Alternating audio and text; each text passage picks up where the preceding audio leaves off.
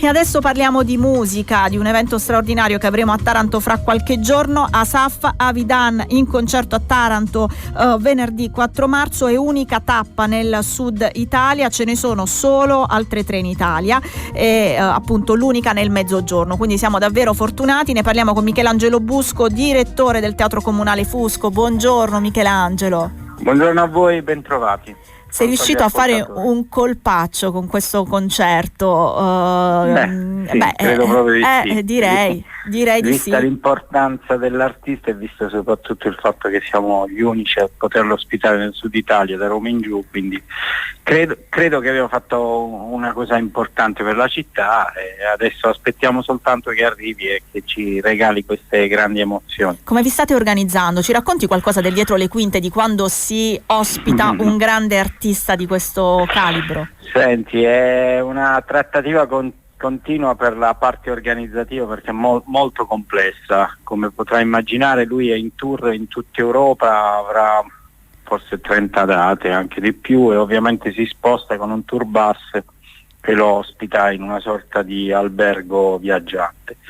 Quindi tutto questo passa poi con una raccolta di tutte le necessità che riguardano non solo l'ospitalità ma anche la parte tecnica e organizzativa interna, oltre all'accoglienza del pubblico, in sicurezza, oltre a una serie di fattori che sono puramente per addetti ai lavori, che però poi fanno sì che il 4 marzo questa cosa si realizzi per la città come un'altra pagina importante del nostro teatro.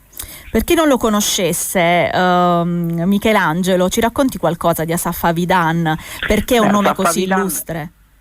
E lui, a parte che è conosciuto con One Day in tutto il mondo praticamente, è un artista israeliano, dico artista perché non è soltanto un musicista, un cantante, ma è anche una persona impegnata politicamente per una qualità della vita migliore, è un paladino dei diritti umani, è uno che ha portato avanti un sacco di battaglie artistiche, recuperando posti dimenticati nel nulla, dove ha organizzato concerti con migliaia di persone.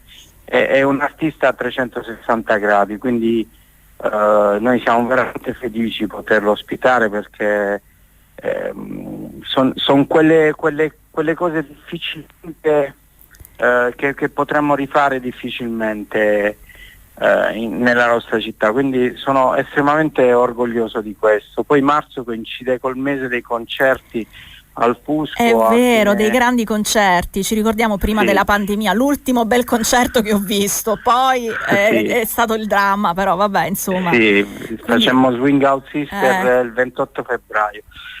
Invece il 24 di marzo continuiamo questo mese di concerti ospitando un altro pezzo di storia della musica, Matt Bianco, che sicuramente chi ha vissuto come me in quegli anni ricorderà con affetto e con grande voglia di rivederli. Sono sempre bravi, sono sempre al passo coi tempi, quindi diciamo che noi ci stiamo lavorando per raccogliere al meglio sia gli artisti ma soprattutto il nostro pubblico, che in queste occasioni verrà da fuori Taranto in maniera anche abbastanza importante.